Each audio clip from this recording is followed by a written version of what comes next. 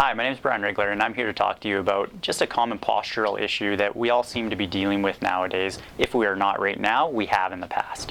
So basically, what happens when we're either on the computer or we do a lot of writing, or if you're on Facebook quite often, a lot of different things add to this posture, and it starts to produce symptoms from it eventually. So what starts happening is with your arms rolled forward, using the mouse, writing a lot, just basically typing, your shoulders start to roll forward on top of that. When your shoulders start to roll forward, the spiral starts to happen.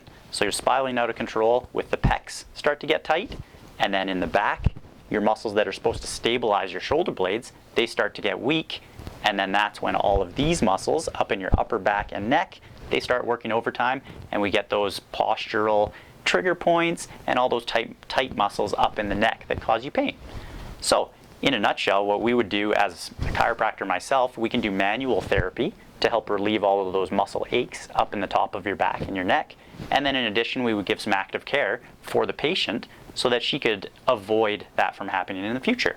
So I'm going to give some examples of the type of stuff that we can do, and then in addition I'll give her some strengthening and stretching exercises that she can do at the end to help prevent that problem from coming back in the future. So this is the active release of the muscles that I'm going to concentrate on. Her especially, she's got some very tight muscles going up into the top of her back and up into her neck. So I really want to get her to start in this position, Ashley, and then I'm going to get you, as I'm pressing into the muscle, I want you to lengthen out across to your opposite shoulder, okay? So I'll get you to start in this position, and I'm going to press in with my thumb down here. And go across.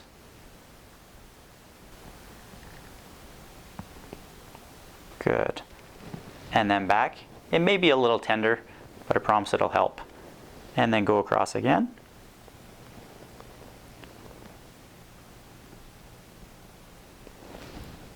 And these trigger points, especially this area, is quite tender on a lot of people. And go again.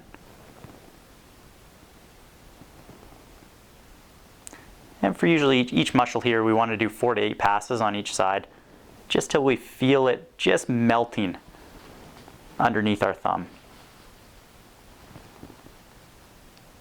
Good. So once I have you down on your back, I'm going to attack one more muscle that's at the front of your neck here. Just going to drop this headpiece.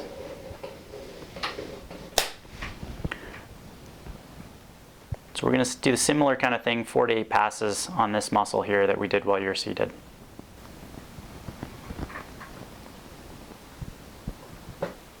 So now we're going to get into the strengthening for those weak muscles that are trying to stabilize her shoulder blades back here.